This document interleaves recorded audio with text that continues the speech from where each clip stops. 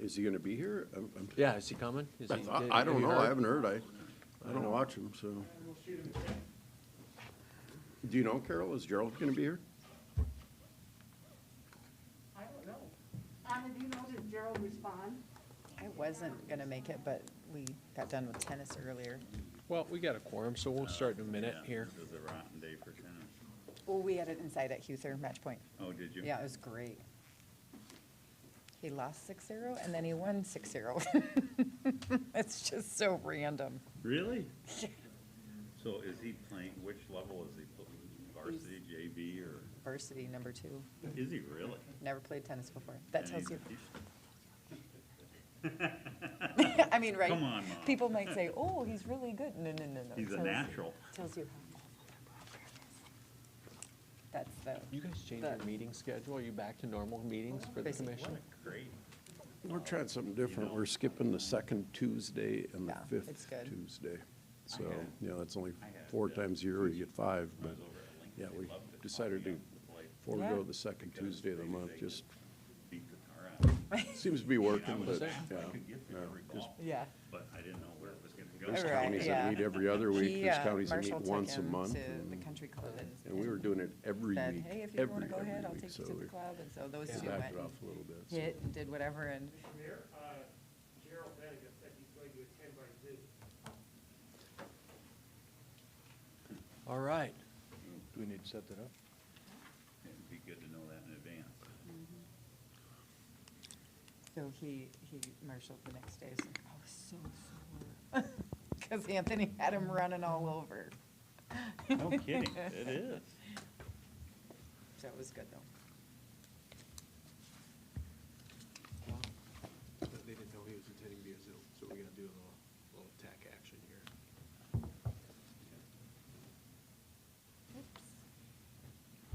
Reminder that we'll have to do actions through a roll call vote. Right. Thanks, attorneys. Yeah, who invited you? July 1st, it changes though, so, Does it? yeah. How so? That you won't have to do roll call vote for those big meetings anymore. Really? Yep. Of course, on our system, you'll have ayes or nays about 2 minutes after the main vote. Yeah. Or after Or the everyone second. votes, you, Erickson votes yes. You know. Yeah. Then you gotta allow time for some to call back in.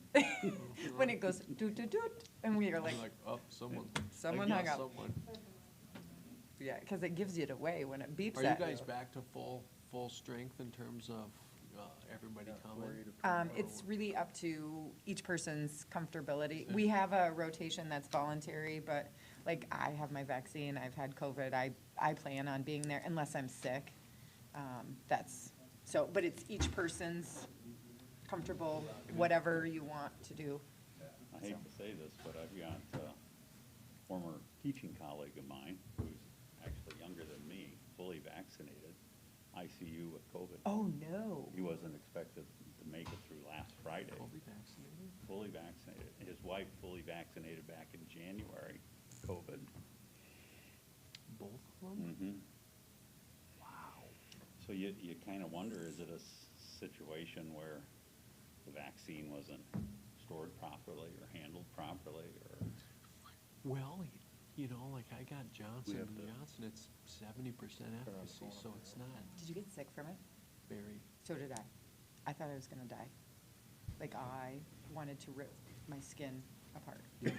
Like yeah, I'm like, I just got COVID from this vaccine. I know. I was like 2 days and then it was fine. Yeah, same. Ruined my whole weekend.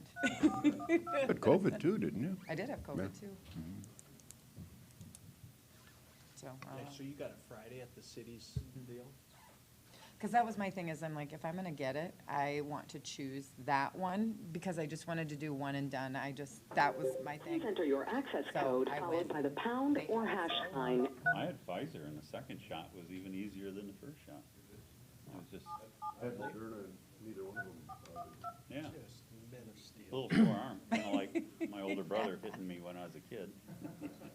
The access code you entered is invalid. So You had this entered shot 1 yesterday. 1 3 7 And I 7 thought for sure 9 he was gonna 3 play the 4 man, like 1 the man 2. flu Please card on me. re-enter Like, your "Oh, access no, code feeling followed. good." He was like, I feel great. I was like, really? And he had COVID too, so I was like, oh.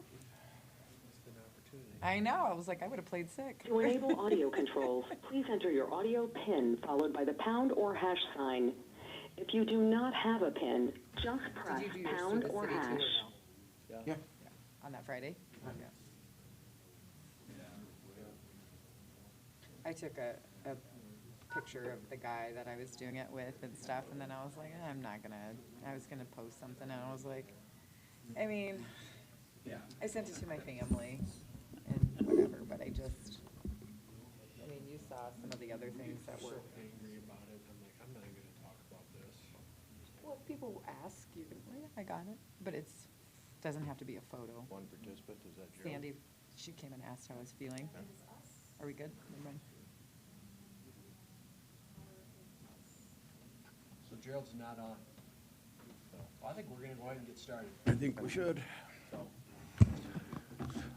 All right, I think we'll call our meeting to order, our Metro Management Council meeting for April 8. Thanks for joining us today.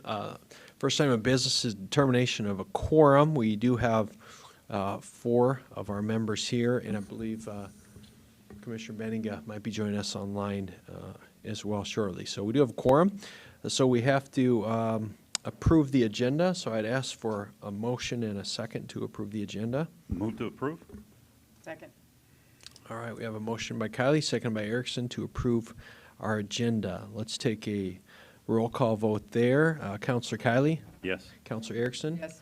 Commissioner Karski? Yes. Mayor Tenhaken is a yes, so that passes 4-0. Public input, anyone here for public input today? All right. We'll move on to item 3, approval of our minutes from December 16 that were provided to us. I'd look for a motion there. Move to approve. Second. All right, motion by Erickson and seconded by Karski to approve those. Any discussion on the minutes? All right, hearing none. Counselor Kylie? Yes. Counselor Erickson? Yes. Commissioner Karski? Yes. Mayor Tenhaken is a yes. That passes 4-0. Move on to item 4, which is our director's report from Scott. Scott, good afternoon, sir. Good afternoon, Mayor and council members. Scott McMahon, Director of Metro Communications. We do have a lengthy budget presentation today, so I'm going to go through the director's report as quick as I can so that we can have plenty of time for the budget presentation. We'll begin with the staffing update. Across the nation last year was a difficult time for PSAPs. Many of the larger PSAPs lost as many as 0.25% of their staff. So as much as 25% of operators moved on to different professions. It was a difficult year for us as well here at Metro Communications. We had we saw a number of resignations last year, but in the last 6 months we have not had resignations. So I think we're on the right path again to retaining staff and continuing to provide the services that we provide. We do intend to hire 3 operator positions in June of this year, and that will place the agency back to full staffing levels. So we're excited about that June date. And full staffing for us is 53 staff, 53 full-time staff. Metro has moved to a continuous hiring testing process, which will provide us with a better scheduling arrangement for testing, interviews, and all the steps that come along with an application to Metro Communications. And it'll help us maintain a current eligibility list. In the past, we would have all of our leadership staff trying to accommodate an extra 40 hours of work in their work week, and then some of their other duties would be hard to get to. So this process will allow us just a better scheduling so we can bring in a few applicants each week and work through the process that way. I want to just take a minute to recognize the leadership team at Metro Communications. I'm very fortunate to have the leadership staff that I have. It makes a director's job really easy when you have great staff to work with. And, you know, it's a leadership team that really believes in the agency. They believe the mission of the agency, and, you know, they know their purpose in the agency is important, just as important as the operators that we have on the phones each and every day. But they do kind of take a back room or behind the scenes look in the agency because they're not always the ones that are out front and handling those calls for service. So the team is unified, they're very visionary, they're very talented, ambitious towards working towards any new project that comes our way. And I'm just extremely proud of this team for their dedication to the agency and our mission.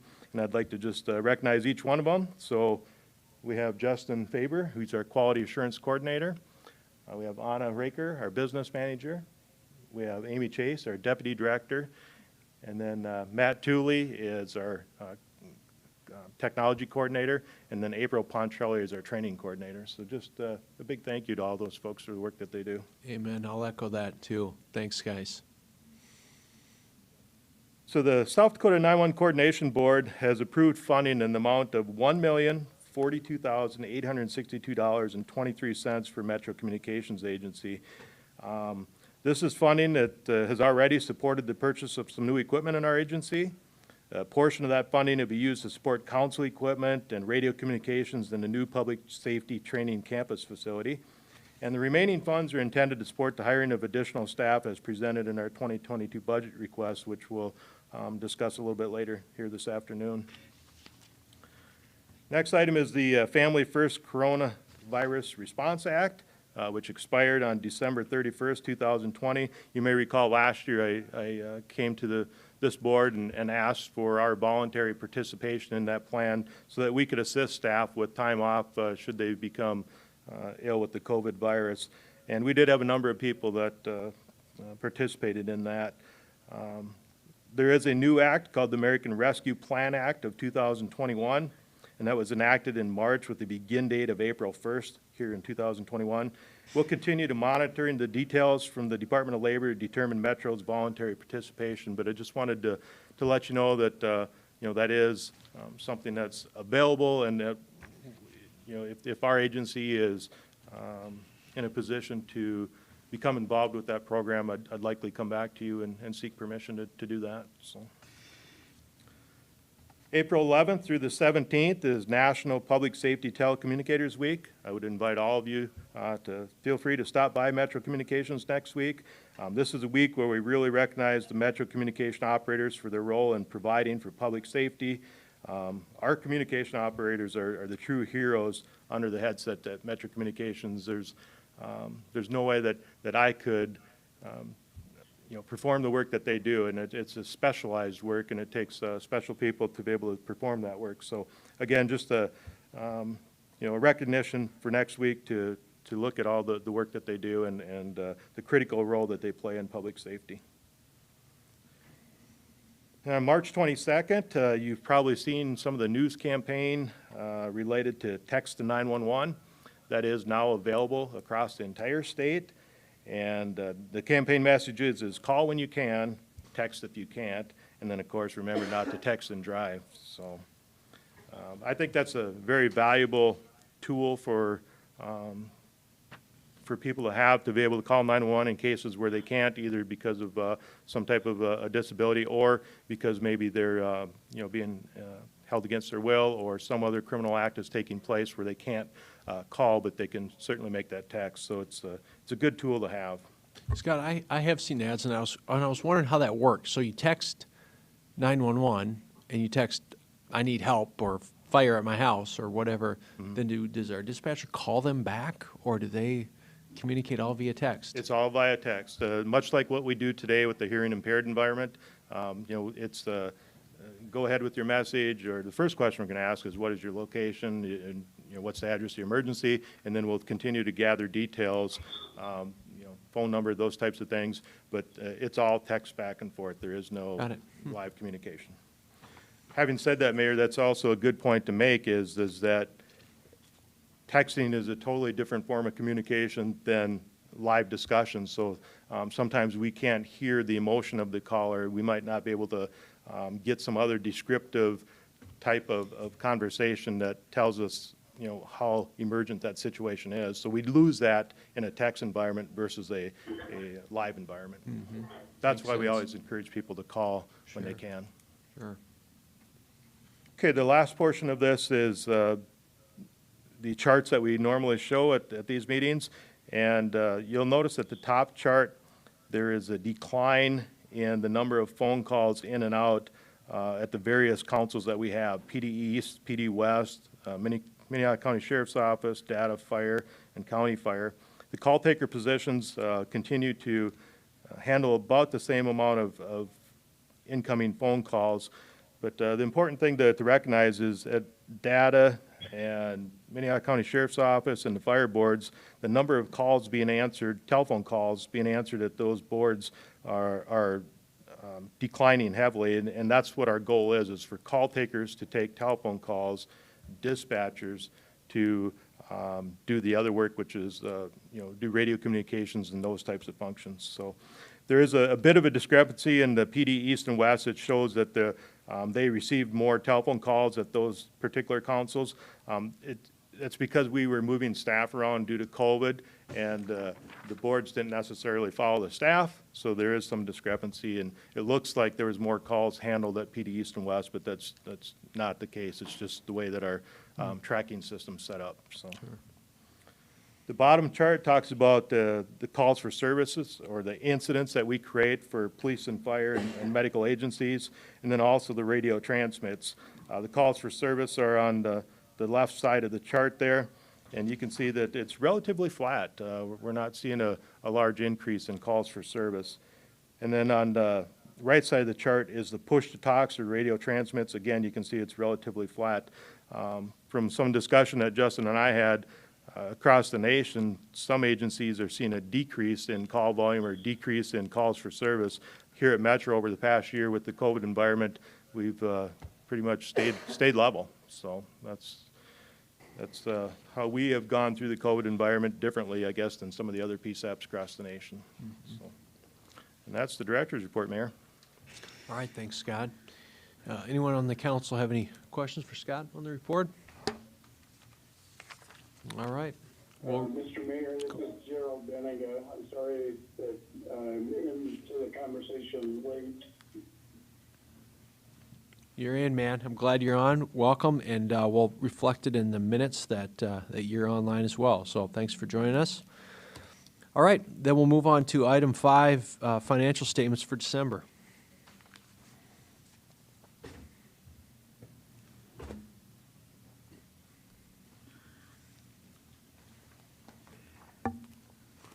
Hello. Hi, Anna. Hi. Like Scott said, we have a big agenda today, and so I'm going to move fairly quickly through the financials, but please stop me at any time if you have any questions at all. Okay? So we have several sets of financials today. The first is for the period ending December 31st of 2020. And so the financials you have in your packet reflect all the year-end adjustments that we make in preparation for audit. And probably most significant is our year-to-date cash ended at just under $500,000, and that's quite a bit lower than the prior year, but that would be as expected.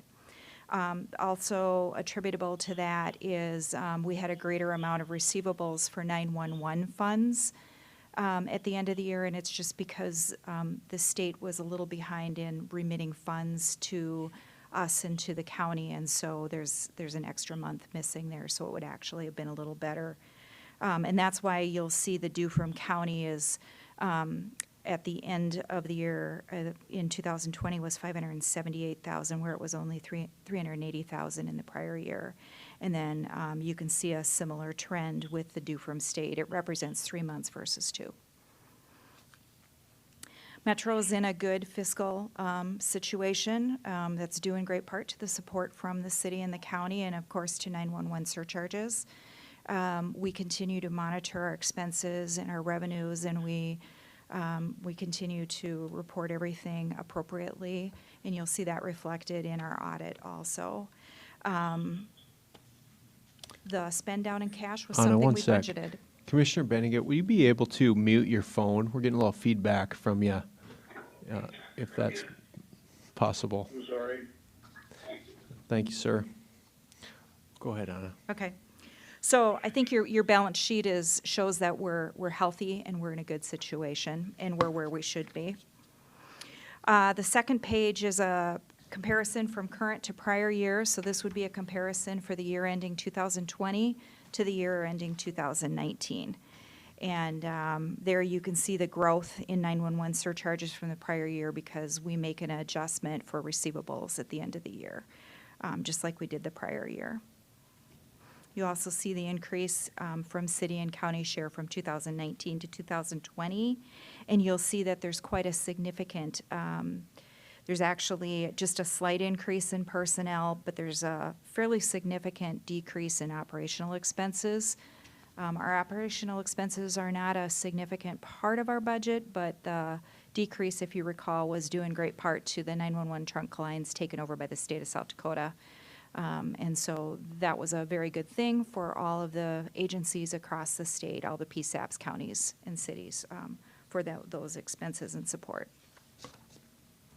Moving to the third page, that is a comparison of the current year budget versus actuals. So for 2020, this shows where we came in at the end of the year, all things considered.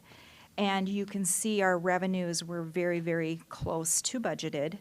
And we were at 99% of budgeted revenues. For expenses, we were at, for personnel, we were at just short of 98% of budgeted personnel costs. And for operating, the one thing I will point out there, though, that shows a pension expense, which is an adjustment, and that pension expense is $264,000, and that's related to our SDRS pension.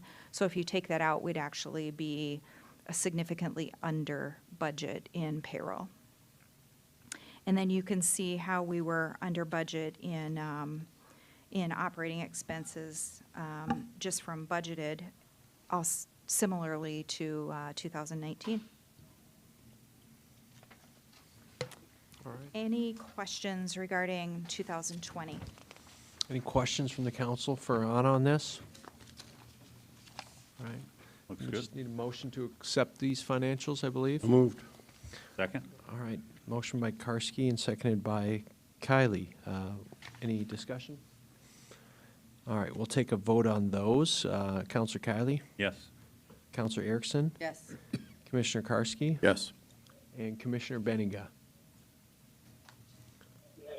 Yes. Mayor Tenhagen is a yes. That's passes 5-0. So we'll move on to item 6, which is our January to March 2021 financials. All right, thank you.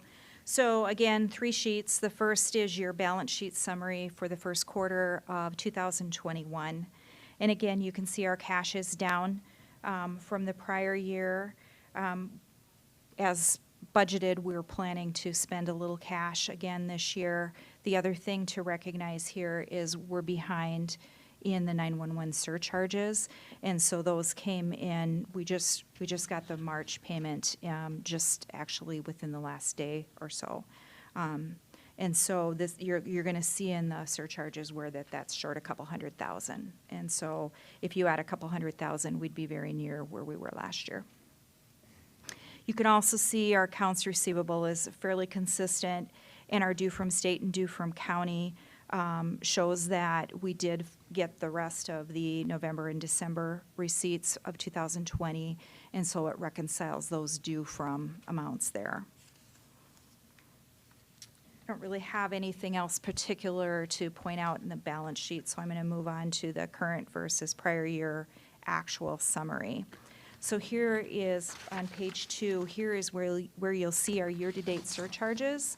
Should reflect January surcharges, which would be the surcharges paid by you and I and everybody in the room on our phones.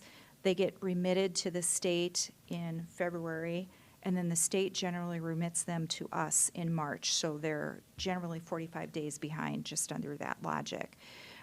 We just got those receipts just this week.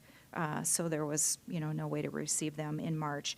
But you can see the prior year to date was $218,000. So hopefully in April, you'll see a double up on those, and we'll get caught up with those receipts.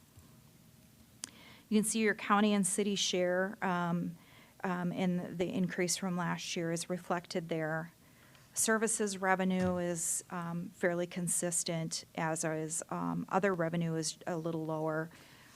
That's just timing of PD saturations, and it's also a reduction in interest income.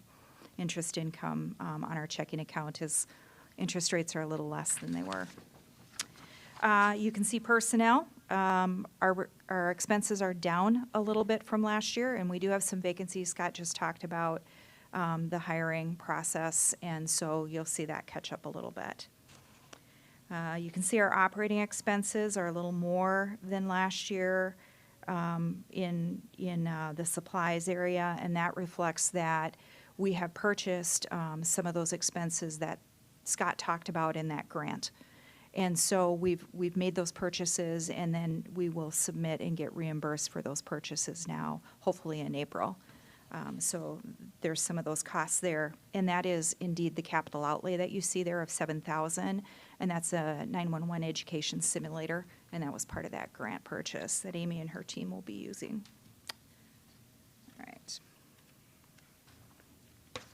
Moving on to actual versus budget on page 3. Again, you see that we would have budgeted for $221,000 in 911 surcharges. They're just delayed about 10 days, so they have come in now. And then you can see our various revenues as far as billed amounts. Jumping down to personnel, again, we're a little below budgeted. Scott addressed that earlier.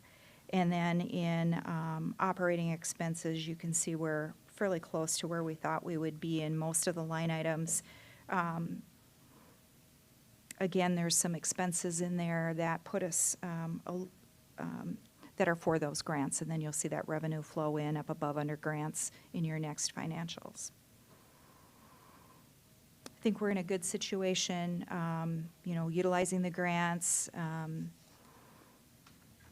Revenues are coming in. We're very close to where we would anticipate them. We're seeing about a 1% increase in 911 surcharges, and that's been fairly consistent. The simulator is on hand already then? Or- We've paid for it. It has not shipped yet. Okay. Well, it hasn't arrived yet. Yep. Okay, good. So, any questions about January through March? All right, any questions for Anna on the January to March financials? All right, not seeing or hearing any, should we approve these? Move to Motion? approve. Second. All right, Second, Benninger. all right, Good to motion, Gerald. motion by Counselor Kiley and second by Benninga. We'll give it to Gerald on that, sure. Any discussion on the January, March financials? All right, let's vote on that. Counselor Kiley? Yes. Counselor Erickson? Yes. Commissioner Karski? Yes. Commissioner Benninga? Yes. Mayor Tenhaken is a yes. That's 5-0. Those are accepted.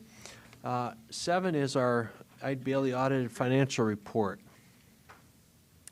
So you all received a copy of the Eid Bailey financial report. This is also uploaded as part of the meeting packet. So it's available for anybody on the website. It'll also be added to our financial reports section once you make the approval. I'm pleased to report that our 2020 financial audit is complete. It's been reviewed and approved as prepared by our independent auditors, Eid Bailey, and also the South Dakota Department of Legislative Audit. And our financial statements were found to fairly represent the financial position of Metro without any modifications. As in past years, just to remind you, Eid Bailey did issue a qualified opinion in regards to our decision to remove the GASB 75, which is the OPEB. OPEB is the other post-employment benefits. It had to do with the insurance benefit that we had been providing to retirees. If you recall, in December, we took action to change our personnel manual effective the 1st of this year. And we have just one employee who's been on that program for many years. She will be grandfathered in and continue to receive the benefit, but no additional employees will be added to that. So, audit went well, and I guess I don't really have anything out of the ordinary to report. Do you have any questions or anything else you'd like me to cover in regards to the audit? Any questions for Anna on the Eid Bailey audit? All right, not hearing any, ma'am, so we'll need to vote and accept this as well. Can I get a motion on that? Move to approve. Second. All right, motion by Kiley, seconded by Erickson, to approve the Bailey financial audit for 2020 as presented. Any discussion there? All right, we'll take a vote here. Counselor Kiley? Yes. Counselor Erickson? Yes. Commissioner Karski? Yes. Commissioner Benega? And Mayor Tenaiken is a yes. So that is 5-0 as a pass. We'll move on then to item 8. Item 8 is our presentation of the 2022 budget. Mr. Mayor, can I ask a quick question before? Counselor Erickson, go ahead. You know, when you were talking about the texting 911, have you received any text to 911s yet? If so, how many, and maybe how'd it go? Yes, we have received text to 911. I don't have the number in front of me, but to my knowledge, all of them have worked well.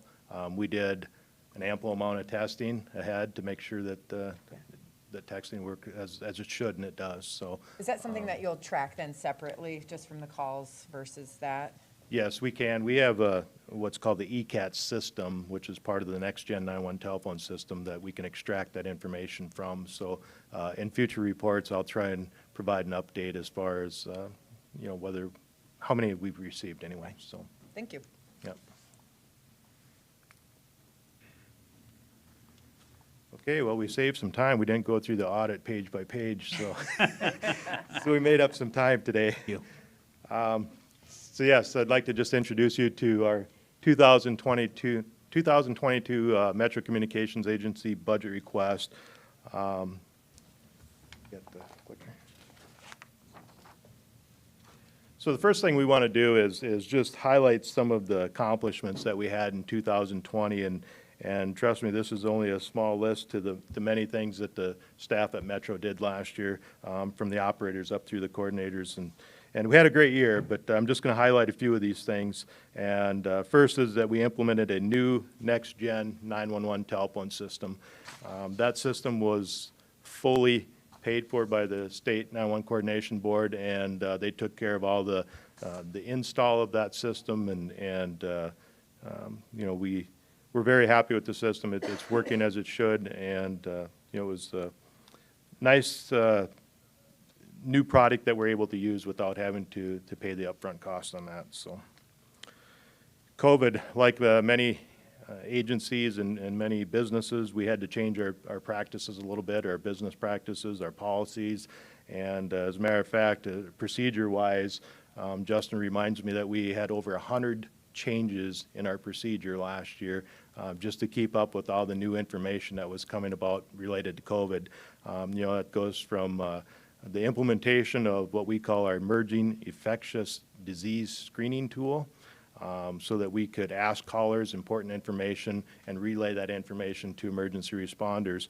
But there's all kinds of different questions, like did you travel, you know, have you been diagnosed, all those types of questions that we use to try and keep our emergency responders safe. So from an operator standpoint, they saw a lot of changes in the questions that they asked last year, and the procedures of what to do with that information. So it was definitely a challenge for them to keep up with that. In addition, we just did you know, what every business tried to do, which is protect your staff, your most critical workers on the front line, and we did that through numerous different you know, changes at our center. There was a period where we had barricaded 2 different rooms to try and you know, stop any kind of a spread of disease. We social distanced, we wore masks, we followed everything that the CDC you know, suggested to do. So I think those things helped. I think you know, we were able to go through the last year with relatively few staffing issues, or few shortages that we had to deal with because of COVID. So we improved our backup center redundancy through what's referred to as SIP connectivity. We're able to move our administrative lines easier now because of that SIP connectivity. And then we also had a new fiber installed to our backup center at Station 3 headquarters, Fire Station 3 headquarters.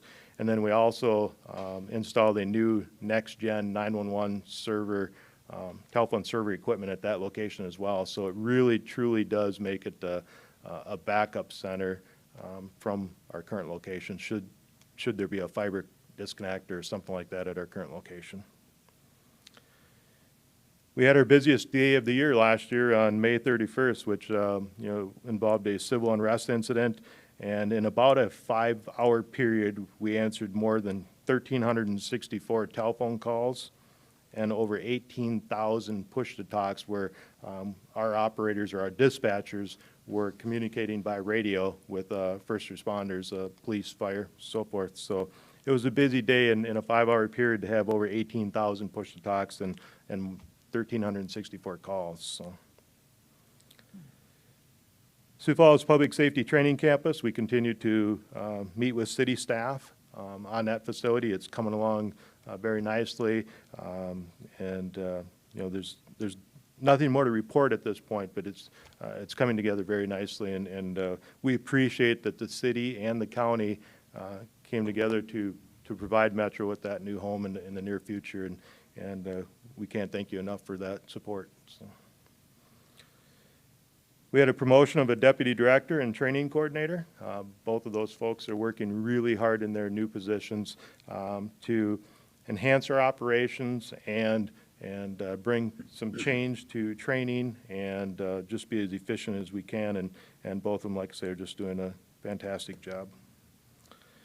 We negotiated a 3-year labor contract with the AFSCME union that represents Metro Communications, and we had a very successful labor relations throughout many meetings, and I'm just very happy with the cooperative environment from both sides and to be able to establish a new agreement. So, some of our workload last year, we processed over 332,711 telephone calls. What that breaks down to is 100,371 911 calls that we answered.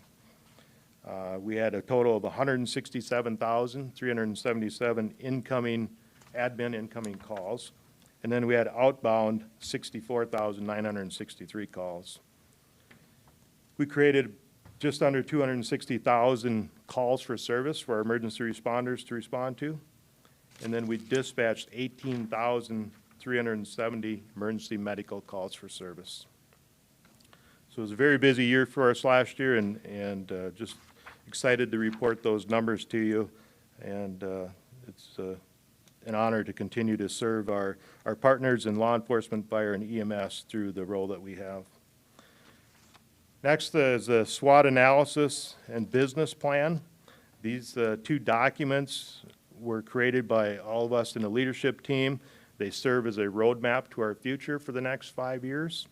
And there was about 5 different areas that were apparent in both of those documents that we need to work on. And we continue to work through those things on a daily basis. Why wait? We have, let's get started. So we have. Improved facilities was one of the things on our list. And we're making great progress, like I said, with the public safety training campus. But we're also doing some things at our current location. We've had very good relations with the county and some of the county maintenance staff, county IT staff, members from the sheriff's office have done things to help us improve our current location. And that includes things like security cameras, access controlled doors, new carpet, new paint, some of those types of things, as well as some closer parking for the Metro staff. So when they're leaving at certain hours of the day, they have a closer walk to their vehicle. So all those things are things that are helping where our current location is.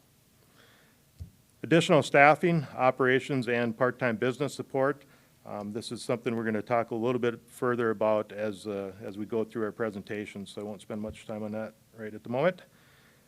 Create partnerships. This is another thing that we identified.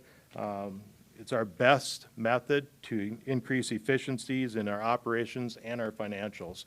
Anytime we can make a partnership, we can be assured that there will be cost savings for one or both agencies, and it'll create efficiencies.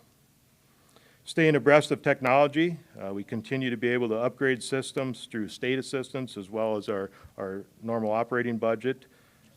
Organize and refine operations. So what we've done is we've looked at the workloads of all the positions in our agency. We've looked at the levels of supervision, the duties that everyone has, And then we took a close look at really the call takers versus dispatchers and the different functions that they serve.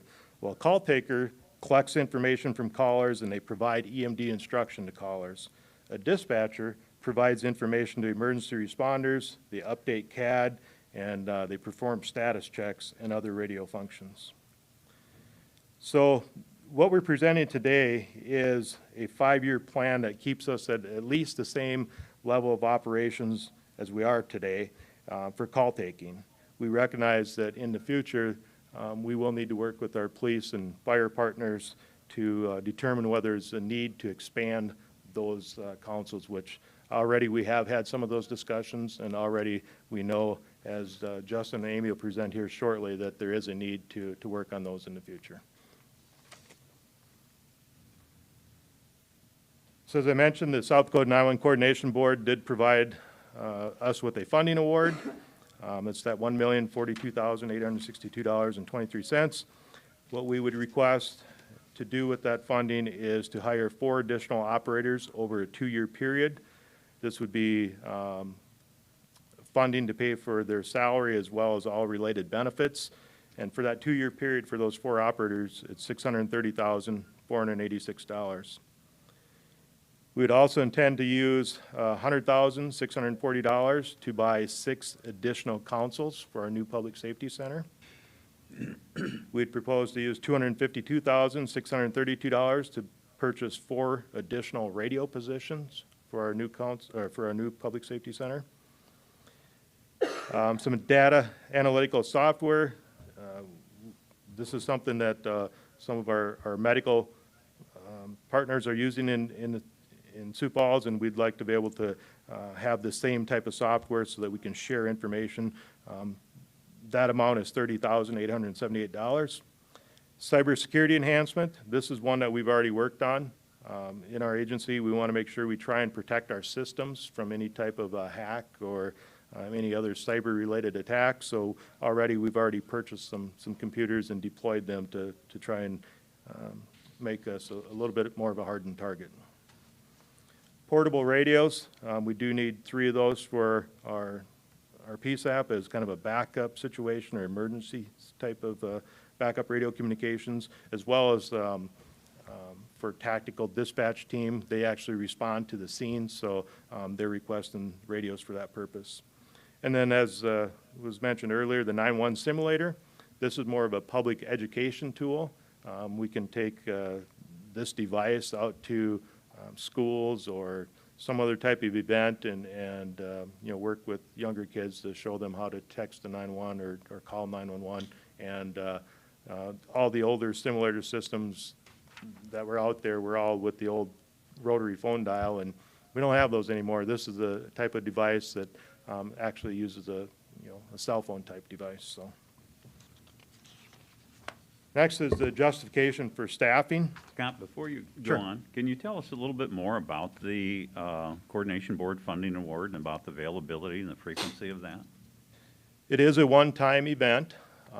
It's something that came about, I believe it was late last fall, and my understanding is it's actually related to just the state having funds available that they're willing to release some of those funds to help the 28 PSAPs that are across the state. So it's, I guess, good management of funds at the state level, to include 911 surcharges, and they just want to send some of that money back to PSAPs and bring down their fund amount at the state level. And it was an application process? It was an application process.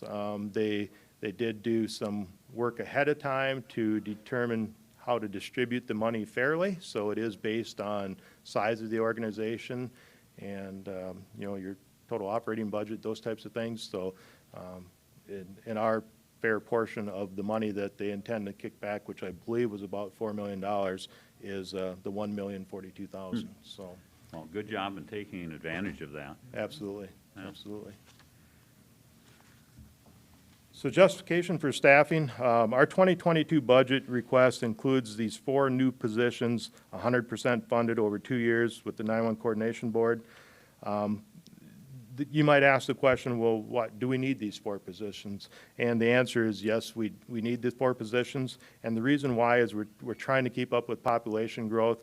I know I've mentioned the number that we're currently at about 1 operator per every 5,200 people in the city.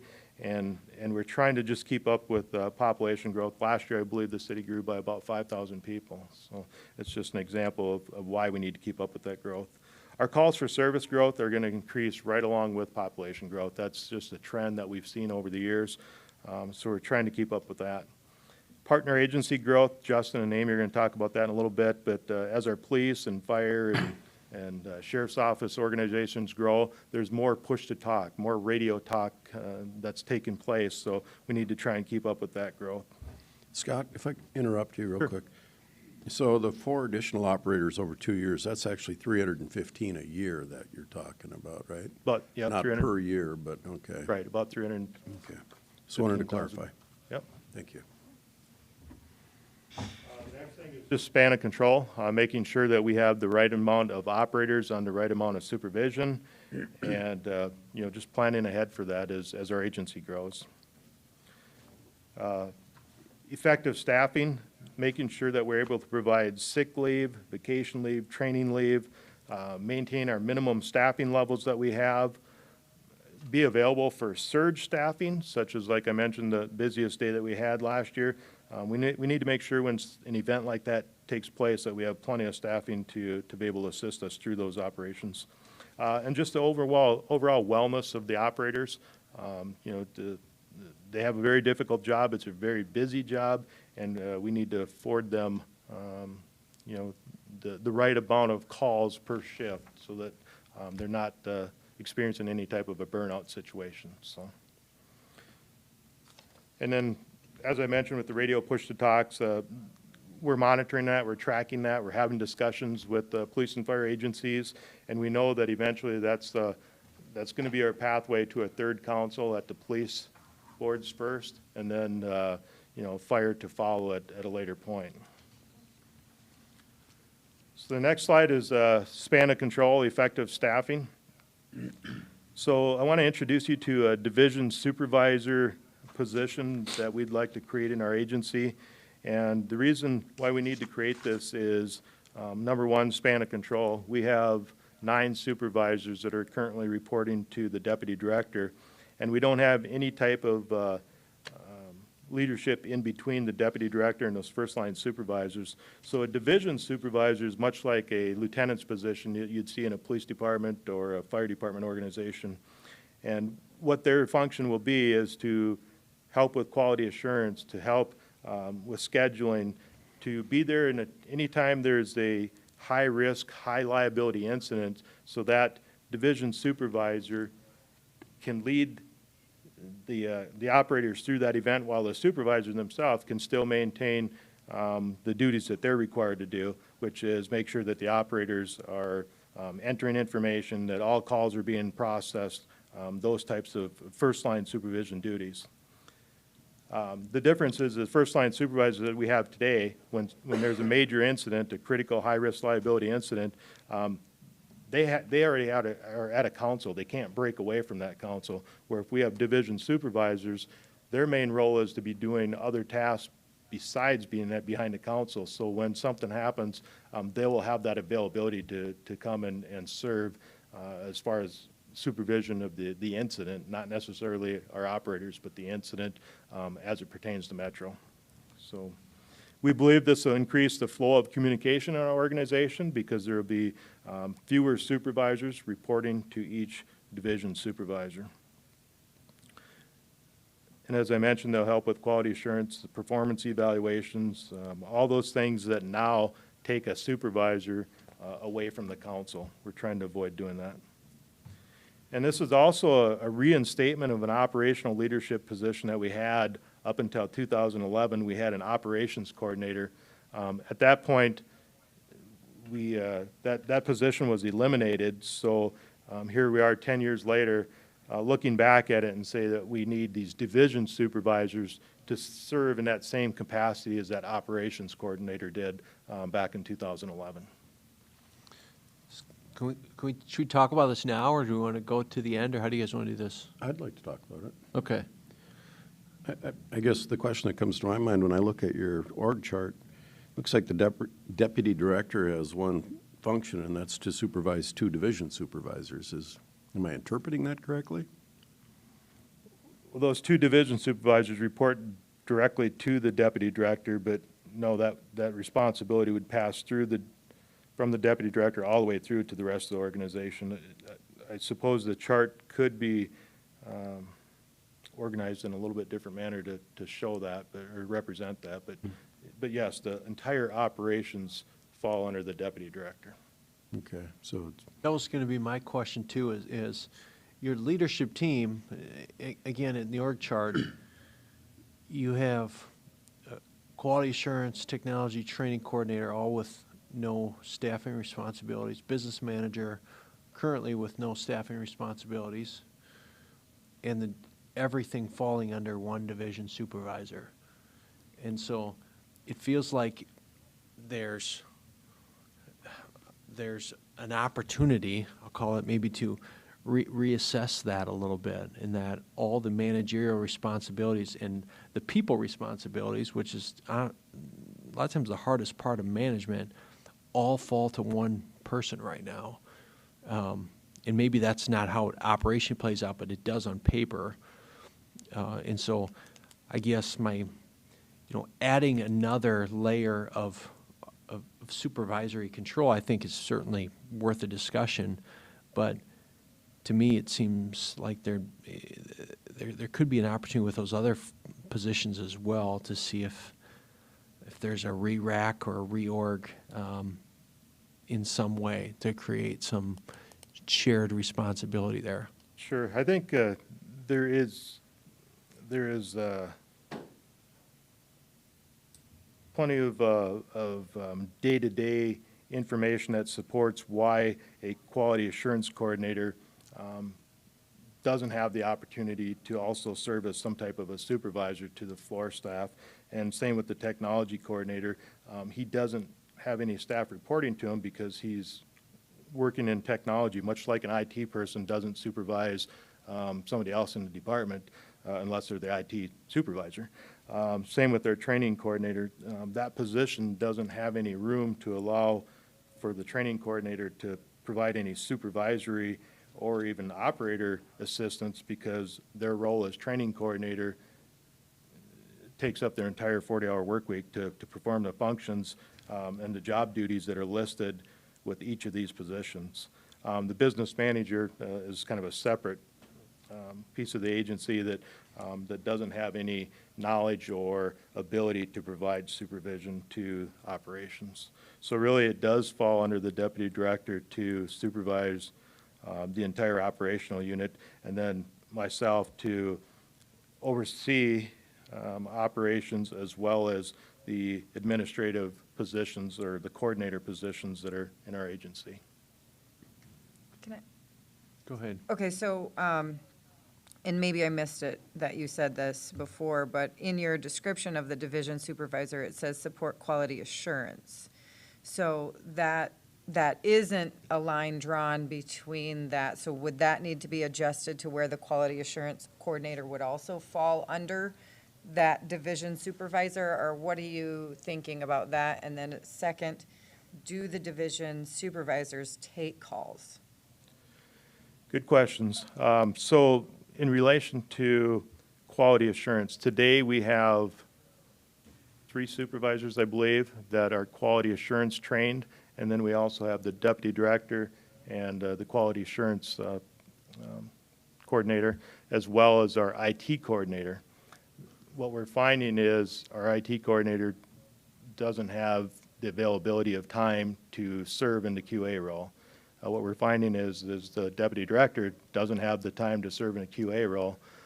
So what's happening is our QA is mostly being performed by our quality assurance person, who has other duties on his list of duties as well. And then anytime that we pull a supervisor off the floor to do QA, then we end up short on the floor. or no supervision on the floor. So that's why we're trying to create these division supervisors to take some of the administrative type duties rather than operational duties to perform those functions. So then your second question again was? If they take calls. The division supervisors, our intent is for them not to take calls, and from the job duties that we've listed in their potential job description, I don't think they'll have the availability of time to even consider working behind the council, because they're going to be some really busy people in the agency. They're going to have that humongous responsibility to take information from leadership and make sure that it's passed down to first line supervision, and that there's much more discussion occurring on a frequent, I'm going to call it a daily or even weekly, versus what's happening in the past, which was more of a monthly meeting type of process where the deputy director would meet with the 9 supervisors. And it's one of those things where if you only have a meeting once a month, then sometimes your business waits a month to get solved. So this way, if we have these 2 division supervisors, they can work with the first line supervisors on a daily basis. Okay, so if I can, on the previous page, justification for staffing, it's 4 new operator positions funded for 2 years. Are Right. those just caller operators? And then you'll adjust some of, explain to me how I'm just trying to wrap my head around, are you adding is your intent to add 4 new operators and these 2 new No. division, or are you taking 2 operators and Correct. unpack that? So we're asking for 4 additional operators through the state funding, but we'll take the 2 division supervisors from our operational staff. We're not asking to hire 6 people, we're asking to hire 4, and we'll take 2 from our operational staff to So you're service. really only net gaining 2 operators? Correct. Is what we're doing. Because Correct. that's a little bit of my concern as we continue to grow so much, that if the calls for service are increasing so much, that we need those actual operators. And then, just coming from the legislator, my legislative mindset is one-time funds are intended for only one-time funded things. And so how will this impact, and we'll get to that in a minute, how will this impact your budget in 2 years when the grant's gone? Because you'll have to absorb that Right. from there as well, and so what the plan is for that. I'm not saying no, I have a lot of questions to understand another supervisory role versus maybe just a different streamline org to, I don't know. I'm not the best person to make those decisions. I've never done that. I know some of these gentlemen here have done that. Sure. You've done it as a mayor a whole bunch, and so I'm not the expert to tell you how to do that, but I don't know if there's another option. It's kind of my thought. Yeah, those are good questions, and I do believe in trying to keep an agency flat at the top of the organization and putting your resources and your investment in people on the front line. I do believe in that.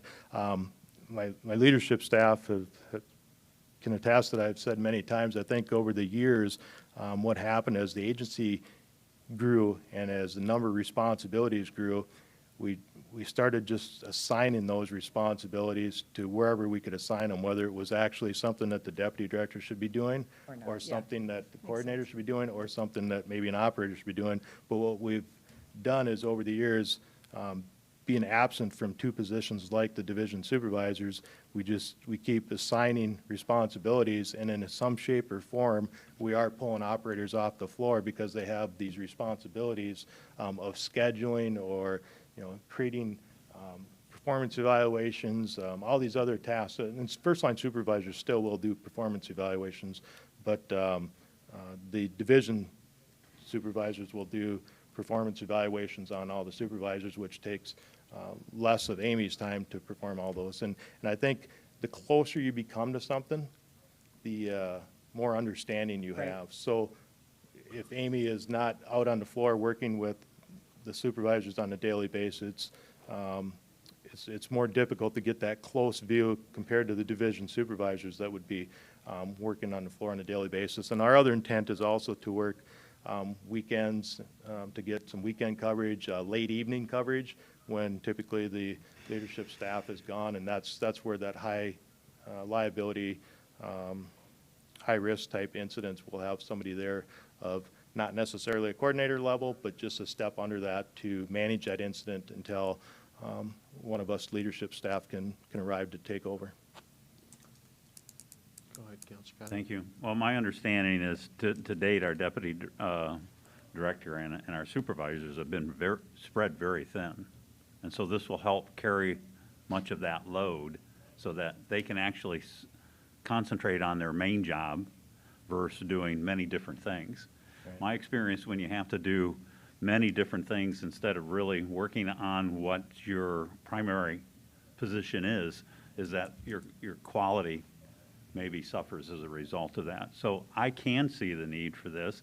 And I think it looks a little top-heavy, or in this case, bottom-heavy, because we are talking about 2 division supervisors, not 1. Right. And we're looking at 3 different shifts, too, throughout the organization.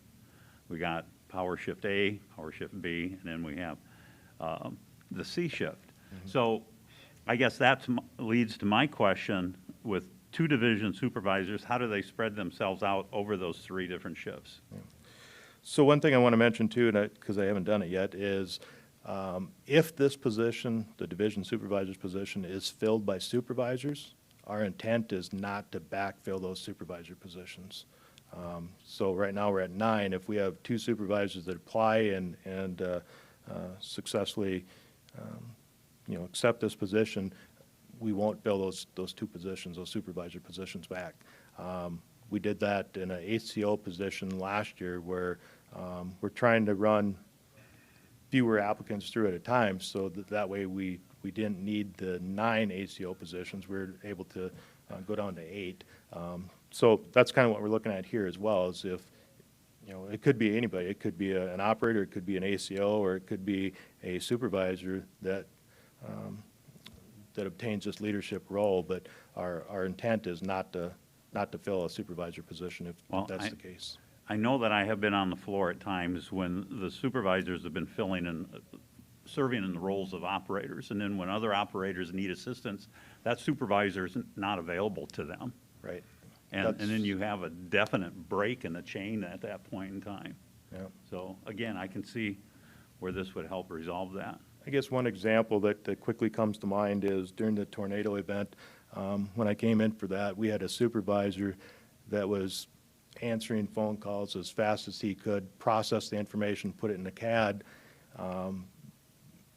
So while he was doing that, he was distracted from everything else that was going on amongst the people that he's supposed to be supervising. So it took away from him his ability to be able to stay very closely connected to everybody else that was on the floor.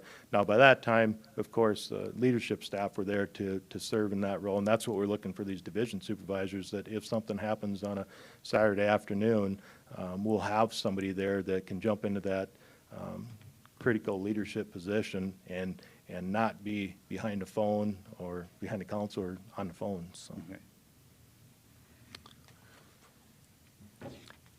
One final thought I have is, the organization isn't super flat in my opinion, in that you have the operators reporting to a supervisor, supervisor to a division supervisor, division to a deputy director to a director.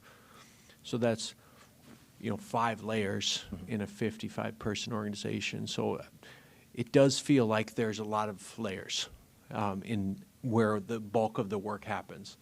So not saying the positions aren't warranted, but if that's a lot of layers. I'm probably 5 layers deep from any employee in the city, and we have 1,500. Okay.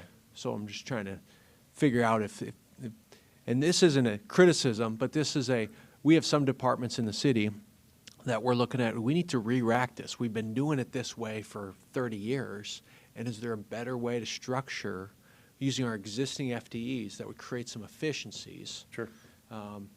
And because the easy button is typically to add people to existing structure, and that may be the solution, but I just want to make sure we've exhausted every other option to say, because when you have coordinator positions reporting to the director, You know, I'm like, well, is there a different structure there that could be more efficient?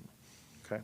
We can certainly take a look at it. You know, if there's questions that you folks have, please reach out to us in the next month or so, and we'll try and answer those questions. But yeah, I welcome, you know, that's the point of us presenting this information to you so that we can hear your feedback, and we welcome that feedback, and we'll take a look at each and everything that we heard today. So, the one thing I didn't mention yet is the part-time business support. Anna has been fulfilling that role she's been filling the business manager role since 2011 by herself. We had a business support position that back in 2011 was eliminated, and you know, with all the responsibilities related to human resources, financials, and various other tasks that are on Anna's list, it's become too much work for one person to be able to manage effectively. And what we're looking for is some support for Anna to build in redundancy, that if she would need some time away from work, we have somebody else that can pick up and fill those responsibilities of payroll or HR needs, or, you know, whatever it might be. And that's the reason why we're asking for the part-time business support, is to gain a position that was eliminated back in 2011 and to provide some support and redundancy. And I'm assuming that, Anna, your position is normally an 8 to 5 position. But I have noticed here recently I've been getting emails from you at 8 o'clock in the evening. Is that part of the issue, this work overload? Thank you. Now, I will mention that the city finance team is available if Anna all of a sudden needed, you know, a month off for some unexpected reason. City finance team is able to help with payroll, but there's many other responsibilities beyond payroll that Anna has that we'd like to try and build some redundancy into our agency through this part-time business support position. Okay, I'll move into the next slide, which is nationwide PSAP staffing trend. This information comes to us through the Association of Public Safety Communication Officials, which is commonly referred to as APCO. APCO is our library for research information in the PSAP industry. That's the location where we go to see the trends and so forth that are happening nationwide. In this chart, they've identified 3 types of call centers: large centers, medium centers, and small centers. Small centers are less than 16 full-time employees. Medium are 16 to 75, which is Metro's position, and then more than 75 full-time employees. The interesting thing about this chart is that nearly 40% of small PSAPs are fully staffed. And the reason why, in my belief, is that a small center, they have at least 2 people always available. So if the workload is really for one, but they have 2, it reduces the number of calls that any one operator are handling. In a larger center, I think the belief that I have and the information that I've received is that in a larger center, you may have 1 operator per 8,000 residents. So the reason why that number is growing that high is that in a center like, let's say, Metro size, where we have 10 or 11 operators working at a time, sometimes rather than having additional staff, we can count on one of those other 9 operators to handle that telephone call. If I'm not available to answer it, one of the other 9 in the center can answer it. The problem that sometimes creates is that these operators are handling more calls for service than what a smaller center would be, and sometimes that leads to a burnout situation. So as you can see here in this chart, with medium PSAPs, about 16% of medium PSAPs are fully staffed the entire year, and only about 4% of large PSAPs are fully staffed. So the rest of the year, they're trying to hire staff because of the fact that they have a high turnover rate. So in 2020, large PSAPs had a 25% turnover rate. So that's something to try and manage, having more staff versus trying to go through the hiring and the retention type strategies that we do in every workplace. So, and this is really just kind of your introduction to APCO so that Justin and Amy can lead you through some other slides that are APCO related. So with that, I'll let them run through the next few slides.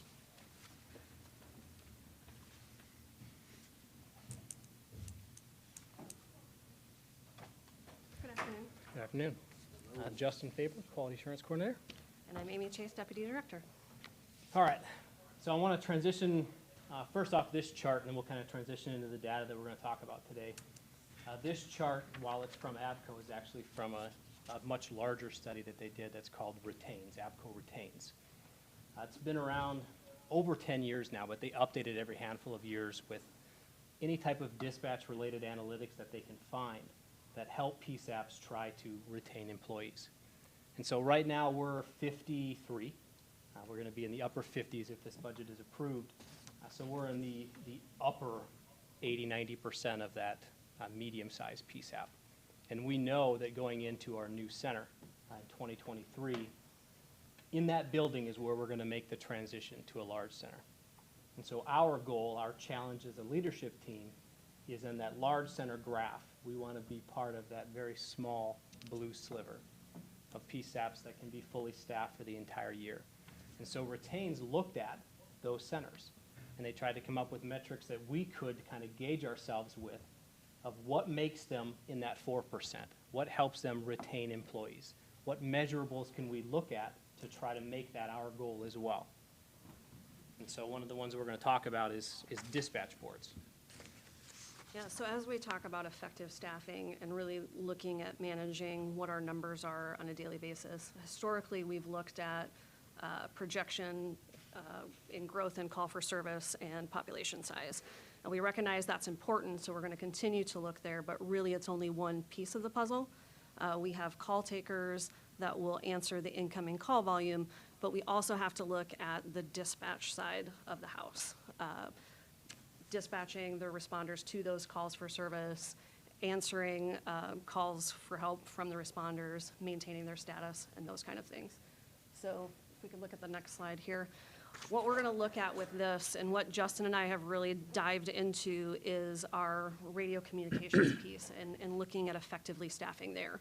So on this slide, we're looking at hourly push-to-talks at our 2 police consoles. And our push-to-talks are any time that there's a radio transmission. That's either from us or from our responders. It could be as easy as simply acknowledging radio traffic with a 10-4, or it could be providing suspect descriptions, directions of travel, medical updates, and those kind of things. And we're looking specifically on this slide at our police consoles. So we have 2 Sioux Falls PD consoles. They're split geographically by Minnesota Avenue.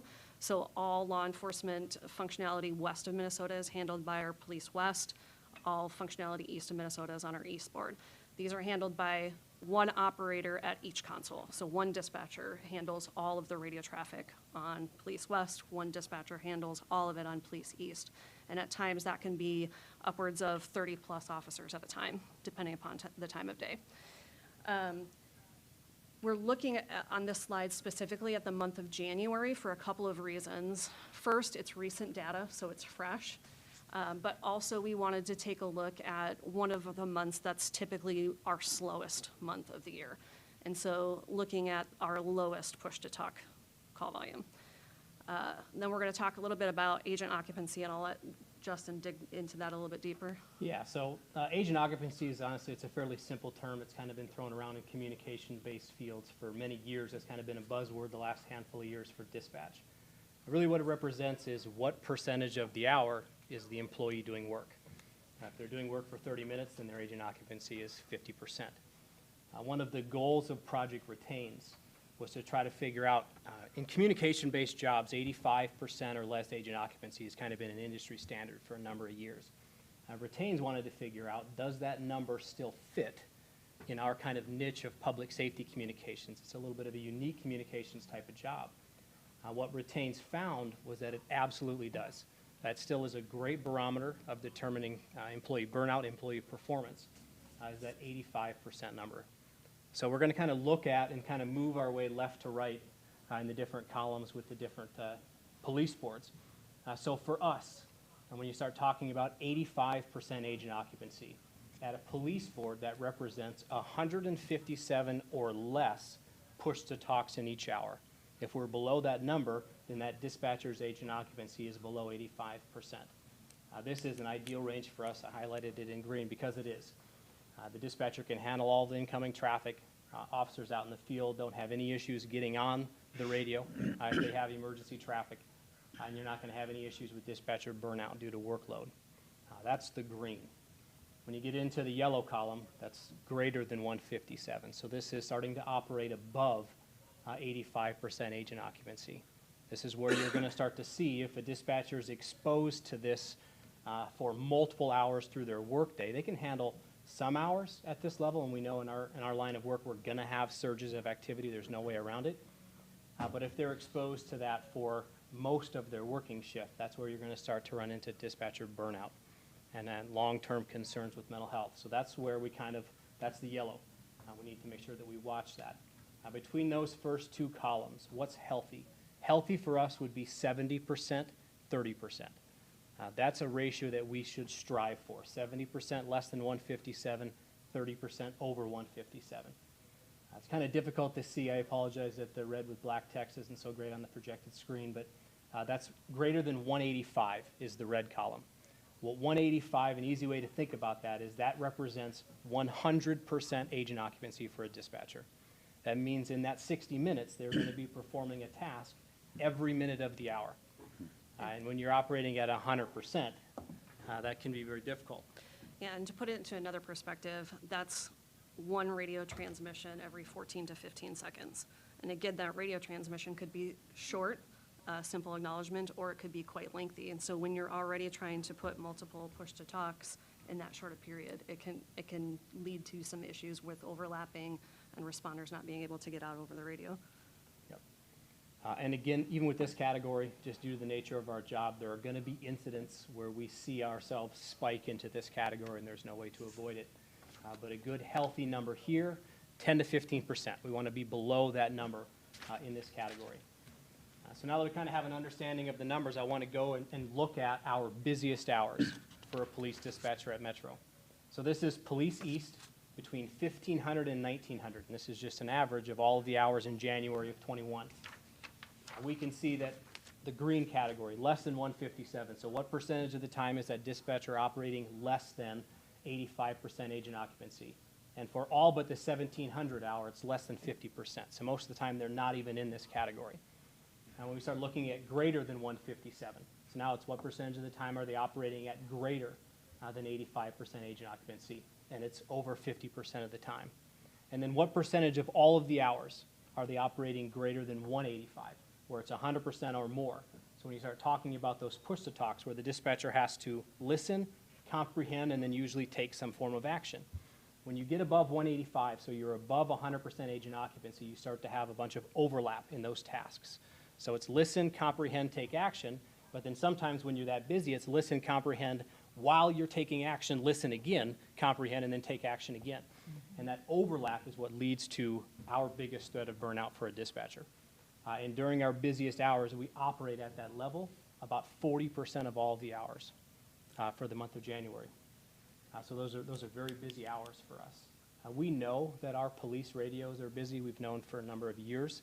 So we've developed procedures to help us better operate in these environments. So certainly we are as successful as we can be in these environments where we can operate successfully, but it's certainly not a long-term successful option for us. Yeah, we made several radio efficiency changes internally back in 2019. We worked very closely with our partner agencies looking at are there things that we don't need to put over the radio? Are there updates that can be done from their mobile data computers versus a push-to-talk on the radio? So we internally have made a lot of those efficiencies, and we've been very successful, but we recognize that even with those changes, we're back up to operating between 38 and 45% during these busy hours where our target percentage is 10 to 15. So we recognize that the time is here to take additional action. Do you have shifts that overlap during this time period? We do have 2 power shifts that cover our peak hours. Right. Yep. So our morning shift is from 6 a.m. to 2 p.m. and our afternoon shift is 2 p.m. to 10 p.m. We do have a AM power shift that comes in and works 10 a.m. to 6 p.m. And then we have another power shift that comes in from 6 p.m. to 2 a.m. to cover the overlap between afternoons and night shift. So it helps to split that up somewhat. It does. So that, Yeah, it helps with the overall workload in the center when we have Yeah. the adjusted staffing for our power shifts. What's important to recognize with these positions, so last year or 2 years ago when we talked about adding additional staff, and the target of those staff was our fire board and our sheriff's board, right? And those are what we would call blended positions. So they do both radio and phone. And so by adding additional call takers out on the floor, we can take some of that phone volume off of those boards so that they can focus on the radio, and it brings their agent occupancy down. These boards, they are 100% radio. So there is no workload to take off of them. They are responsible for that radio, and that's 100% of their duties. So even if we had 20 people working out on the floor, we're still funneling every single Police West call through one dispatcher. Yep. Okay, so and that's my, go that's ahead. what I'm wondering. How many people are that in that 1,500, 1,900 hour? How many people are we talking about there? So our current minimum staffing is 9 people during that hour. So but you got during that 9 hour, people we have doing- 1 person doing Police West and 1 person doing Police So East. there's only one person represented by each one of Correct. By these. each, Okay. correct, yep. Yep.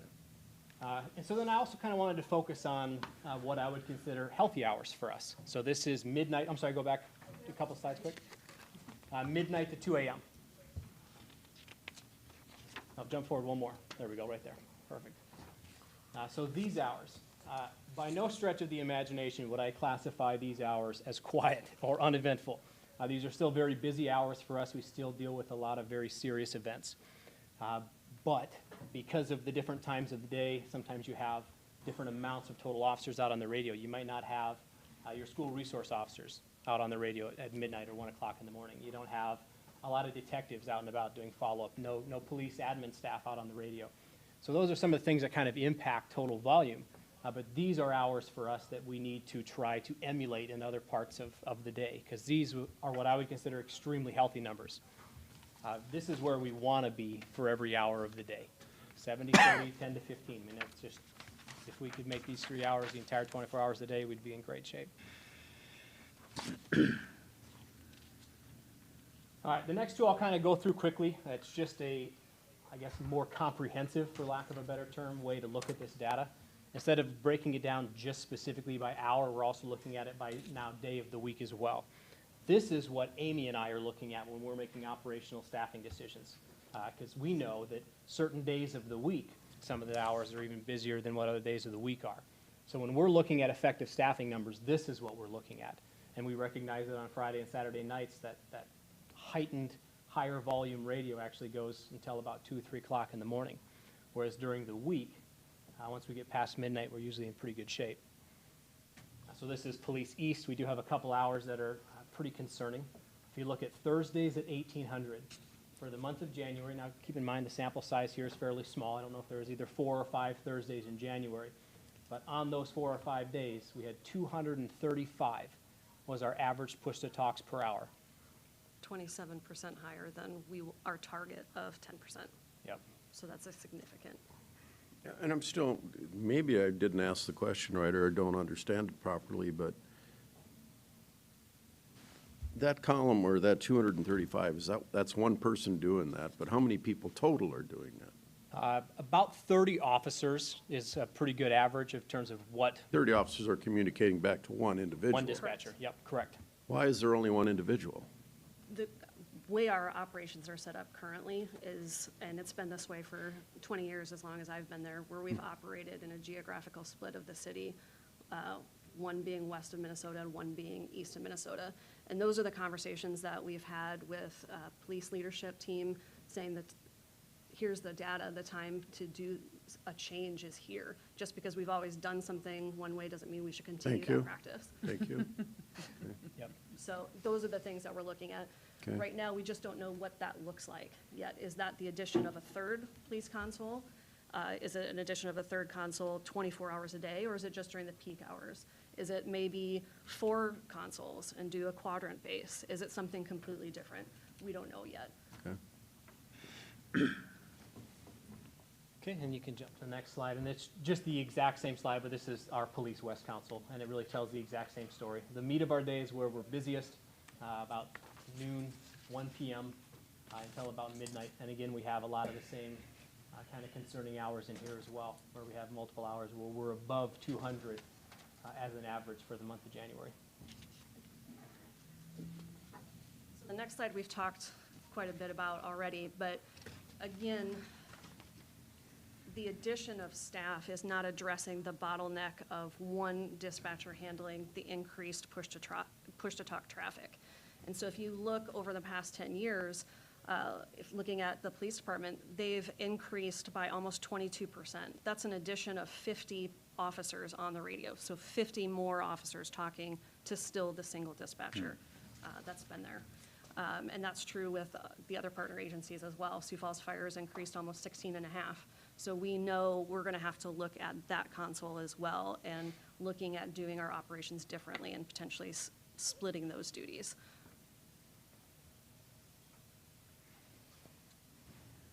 Okay.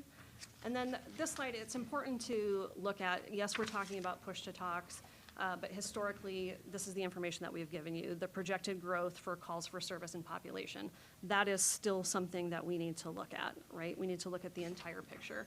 So as you look at that line that says floor FTEs, that's what we're asking for in this budget presentation. So 4 in 2021, then with an addition of 1 each year. What that addresses is simply the increased growth in calls for service and population. It does not reflect the need to address the push-to-talks and the workload at those radio consoles. And the reason it doesn't reflect that is, again, because we don't know what that looks like yet. We're going to work very closely with our partner agencies because that's not a decision that Metro can make by ourselves. We need to work with the police department and say what makes sense for your operations.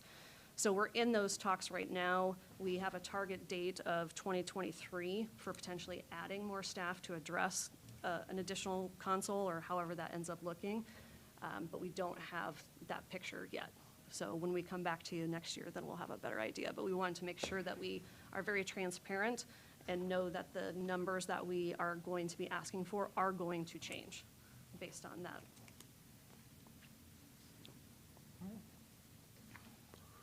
Do you have any questions at all? I know there was a lot of information, a lot of data to kind of. What, in this chart right here, floor FTEs, 2020, 47, 2021, 45 in parentheses, what's that about? The 47 to 45 just reflects the possibility of adding those 2 division supervisors, where they would be on they would be filled by operational staff. So our operational staff would drop from 47 You'd to go 45. down. Yep. If you didn't add any FTEs and if you created division supervisors? I understand. Correct, yes, correct. Operational staff would go down by 2 Yes. if we did that, and then the addition of 4, In January 1 of 2022. 22 brings us back to 49. Got it, okay. Well, Okay. good job. I think you led us to where you wanted to lead us to. Yeah, it's You very you painted a effective. pretty good picture. And both of you did an excellent job. I'm also thinking, Amy, boy, you really hit the road running in your new position. So, good job. Thank you. Well, we'll turn it back over to Scott to talk about what Thank you. financial implications. The numbers. Yep. Thank you. Thank you. Yeah, thanks again, Amy and Justin. Great job on putting all that information together. And that's a big piece of what Justin does in our organization, not only for Metro Communications, but he's relied upon heavily from our partner agencies to provide information, to sometimes create Excel documents and so forth. So he does a lot of work in that area. That was good. I mean, I think that's the first time in the 7 years that I've been on this board that we've had that type of presentation. So that was very enlightening and educational. The leadership team worked very closely on this budget presentation today, so we all had thoughts and ideas of what should be included in it, so it was very cohesive, collective presentation that we put together. All right, so the document that's in front of you now, you'll recognize is very similar to last year. It really hasn't had a lot of changes other than these 4 positions that we're talking about. So I'm just going to start on line 2 and then move over to the 2021 budget. You'll notice that this year we were approved by city and county for a 25% increase in our budget. In 2022, that number is 15% under that line 3. And then as you go into 2023, it's 13%. And then if you drop down to the bottom of this chart at line 40 roughly and go across, you'll see a 9% in 2024, a 9% in 2025, and a 9% in 2026. So these are the same numbers that we presented to you last year, the 25, 25, 15, 13, 9, and 9, and 9. So we're not asking for any increases above that. And I should mention that we did speak with the city finance team as well as the county auditor's office, and we introduced them to the same budget sheet that you can see in front of you today. What'd they say? They both said, it looks like you guys did great work. Keep up the great work, but it's up to the city council and county commission to make that final decision. So I do feel like we had support, honestly, but in the end, we're doing everything we can to keep costs down while at the same time making sure that we're paying attention to our operations. So I want to look at line 7 and go across to where it says 2022 proposed budget. You're going to see that number of $326,307. That takes into account the funding for those 4 positions that we're talking about, which is roughly it's over $300,000. But I want you to also know that there's some other grant funds that are built into that number. That's not just for the 4 communication operators. It's other grant revenues. So then again, if we move over to that same line 7 under 2023, you're going to see that number is now $343,307. Again, that's communication operators as well as other grant funding. So then I want to drop down to line 16 and move over under 2022 proposed budget, and that's where you'll see that number that reflects the 4 communication operators, $307,958. So then if you go under 2023, that number now changes to $404,752. That's because that's for the 4 communication operators plus the one that we intend to ask for in 2023 as it sits today. Now, if our police and our law enforcement discussions lead us to come back to try and ask for more to create another board, or we do some type of a hybrid, certain hours of the day where we allocate more people to police radio communications, that number may change in the future. So then under line 17, under the 2022 budget, you can see that $52,223. That's the amount that we're proposing for that part-time business support position. And then I want to drop down to line 18 under 2021, this year's budget. That's at $73,781. Last year, when we came to you, we said we want to create a temporary staff budget rather than ask for a full-time position. So we did get that $73,000 for temp staff, and I want you to know that between September of 2019 and December of 2020, during that period, our temp staff worked over 3,200 hours. There's a benefit to that because they do not receive benefits. They receive the pay, but with no benefits. And that allowed us to get about 1.4 FTE positions from that temporary staffing. So there's a benefit for us to have temp staff. And their flexibility to come in on weekends, to come in various hours. They're just a great resource for us. So I just wanted to report back that is working out well for us.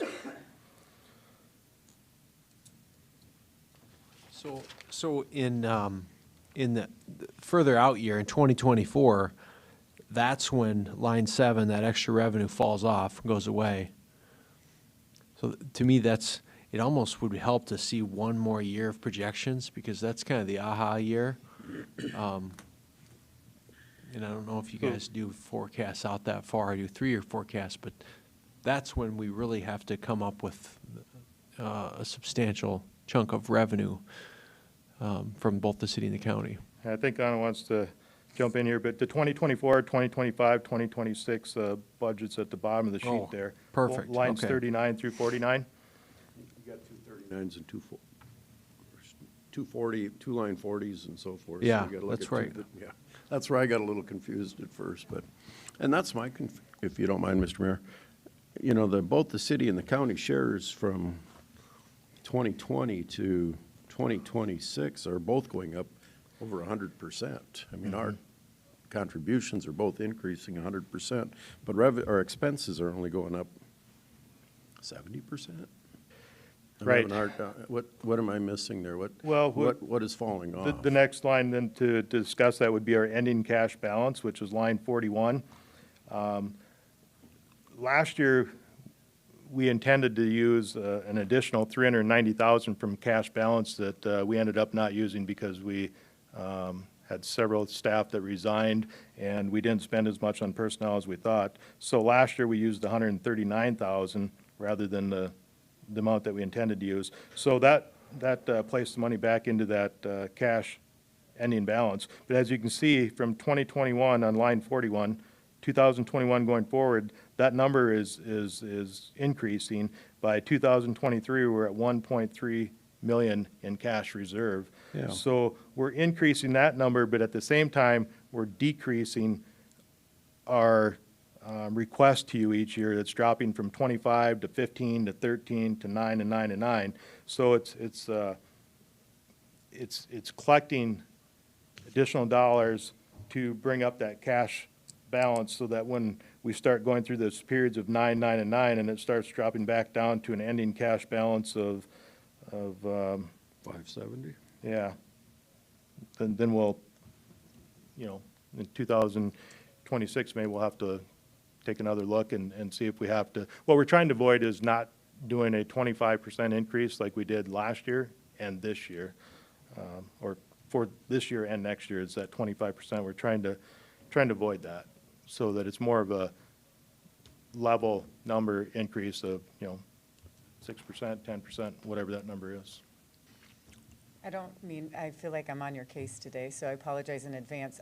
The struggle, and I know that we approved those increases, but I don't know a city department that's getting a 25% increase. I think they would love a 9% increase for whatever it is, and so, I mean, it just makes me a little bit uncomfortable going, we're telling everybody else, you're not getting anything, and then we're saying, oh, but by the way, we're giving Metro 25, 15, 13, 9, 9. 9 is a lot for a lot of departments, too, so I get it. I know we've approved it.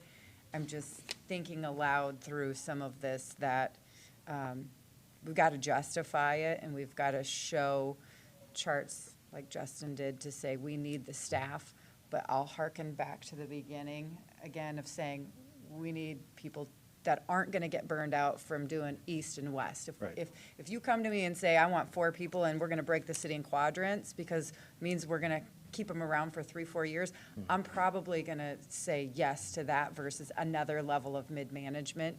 You know, I know we talk about performance reviews and everything. Those are done on an annual basis, I'm assuming.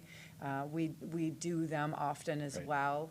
And I know it's not easy, but you get in a routine that I just would love to invest more in those frontline workers, that when I call 911 because my son is choking or I'm in a car accident, I want somebody there now versus, no offense, I don't care if you have another level of people to report to. And most people won't see that, but I also understand we need to make sure that y'all aren't getting burned out too, because you matter also. So I know I kind of jumped around a little bit, but I just, as we look at the city budget, I mean, it's, you know, mayor has to go back and say, hey, sorry, guys, you know, parks, you're not getting a 25 increase because we gave it to Metro. And I know it's balanced around, and that's not maybe necessarily fair, but we've got to, I don't know. I'm just a little bit uncomfortable with some.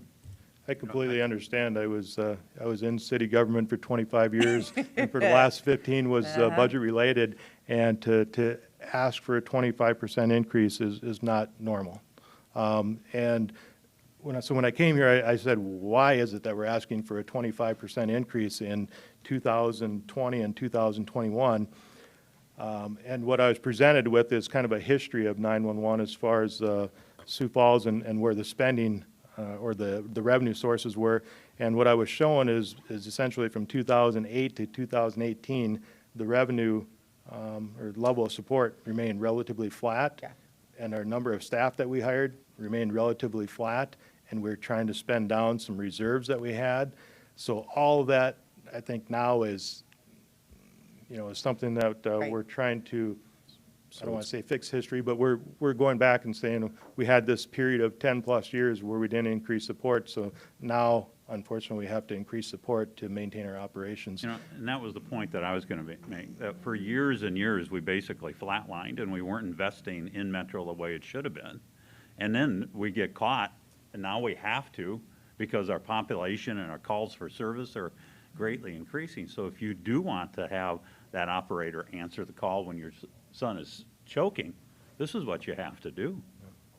I read a lot of bulletins from the industry, on PSAP industry, and unfortunately there are large centers, small centers, medium-sized centers out there that are not meeting the expectations of the public, meaning that they're also not meeting some national standards, which are, we're required to answer that 911 call in 15 seconds. That's the national standard.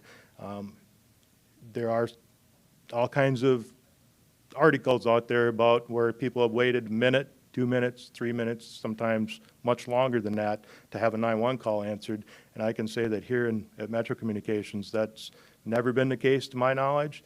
And to today, we answered most of our 911 calls in, for sure, less than 10 seconds. And most of our business line calls are answered in less than 20 seconds. So it's just it's a bragging right for us to have here in the Midwest and at Metro Communications to say that we're answering all of our 911 calls in less than 10 seconds for the most part. So, And for a service that's valuable too, I can't think of anything that's a service that's more valuable throughout this city than calling 911 and having somebody pick it up versus having another park, city park, or amenities in a park, or even my pothole out in front of my street filled. It's not necessarily a life-depending event. This is. And again, unfortunately, some of the articles that I've read is, some of these larger PSAPs are, they're down 50 or 100 operators, and the call times have been extended out, drastically, and they have operators working 12, 15-hour days. We've avoided all that here at Metro Communications. We really are fortunate to have the staff that we do, to be able to process calls in the time frame that we do. We're doing a tremendous job. And I owe that to the staff at Metro Communications, but we have to be able to support those staff today and into the future, and I think that's what our budget presentation tries to do, is to outline our needs staffing-wise, but also be very respectful of the fact that the city and county are seeing a significant increase from 2019 to 2026. You're right, Commissioner, it's 100% increase from just a few years ago. Well, Counselor Kiley did a great job of holding the line for 8 years, but now we're going to. well, no, Ow! I know, I'm saying that tongue in cheek. You don't have to be a defensive counselor. no, I know that it was that's okay, but it's, number one, it was 7 years. And I really think that we have made tremendous strides in the last 3 years and with the current administration. I think that's the big change. And it's just something that provide the service to the citizens, the service that they deserve. I think it was something that was necessary. But I think now that we played catch up, if we can just continue at this level and investing as we should, we hopefully won't have to be doing that again in 4 or 5 years. And I respect both boards have asked for us to put together a 5-year plan, and that's what we did with our SWOT analysis, is where are the problems in our agency, but then that 5-year budget plan, or business plan, is where we sat down as a leadership team and said, what do we need to be able to be at minimum operations or to be at effective operations like we are today? What is that number? I'll tell you that we're far behind what APCO is suggesting that we have for operators, but every city's different. Every PSAP's different. So what they suggest might be a need for another center, but we don't necessarily need to be at that same level. Yes. So that's what we're trying to do, is what's the right amount of staff for Metro Communications? What can our partners, our support system of the city and county and PSAP surcharges, how can we move forward without? I appreciate you bankrupting? saying that, Scott, because one thing I get tired of hearing from different departments is, well, national standards say that we should be here. Right. Yeah, everybody's different. You've seen one PSAP, you've seen one PSAP. Right. We need to hear from you what you need, not based on national standards. I pay attention to national standards, but I'm really, our goal is our local standard. What is our local standard? What do we need for staffing, and what can our supporting agents, cities and county, what level of support can they provide? So. Well, I gotta say, I appreciate the data-driven approach to the staffing justification, because often, there's 13 departments in the city, the justification is the city's grown by X amount and we have not kept up, we have not added the same amount of staff. Well, technology has changed and all this stuff, so show me the numbers actually that show that that's a need. So I think you guys did a great job with that, and I think the other piece is, we got a $10 million PSAP, that we just bonded for. And so I know a building's nothing without the people, but just to the sensitivity that, man, Right. we're spending a lot of money on Metro right now, and including bonding and so forth. But I got to agree with Councilor Kiley on, if you look at like critical services the city provides, your toilet better flush and not back up in your house. I mean, that's one that people will get hot about. Someone better come when 911 is called. Yeah. And so it is a critical service. I think you'll get some level of support, but I'm going to also agree with Councilor Erickson that what I'm hearing is the frontline call volumes are the pinch points. So taking 2 right away and making 2 supervisors right away who don't take calls, that's kind of a tougher one to swallow, I think, at least for me personally, versus removing any call volume capacity off the floor, I think will be very hard sell for me. I think we're hearing you loud and clear on that today from this body, and we'll go back to the drawing table and figure out a way that, we can look at that and try and make it work in another way. So I agree, Mayor, our true service is coming from those people that are on the front line, which is our operators at each and every council, and we need to make sure we have the appropriate amount of people working in those positions. So, we'll do everything we can to go back and look and see if there's a different method maybe other than these division supervisors. We've had a lot of conversation on it. We kind of settled we did settle as a leadership team that's the direction we wanted to move, but we certainly hear your concerns about making sure that these 4 positions are for the floor and not administrative. All right.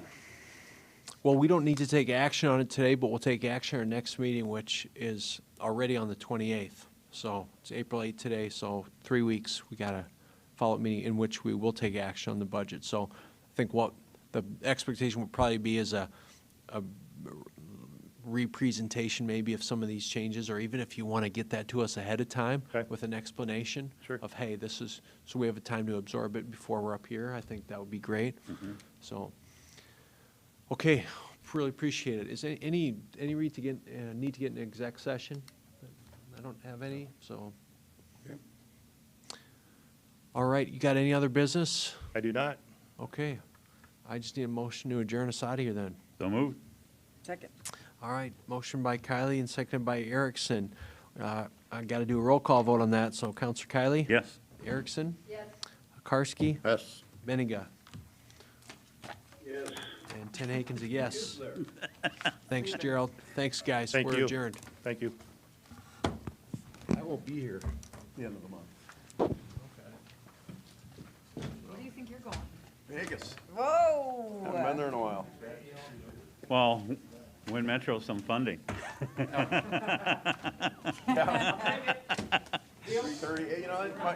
that'd only be 1:30 in the afternoon in Vegas, so, He won't even be out of bed yet. yeah, I can just be Hey, getting up and. he'll just be coming home.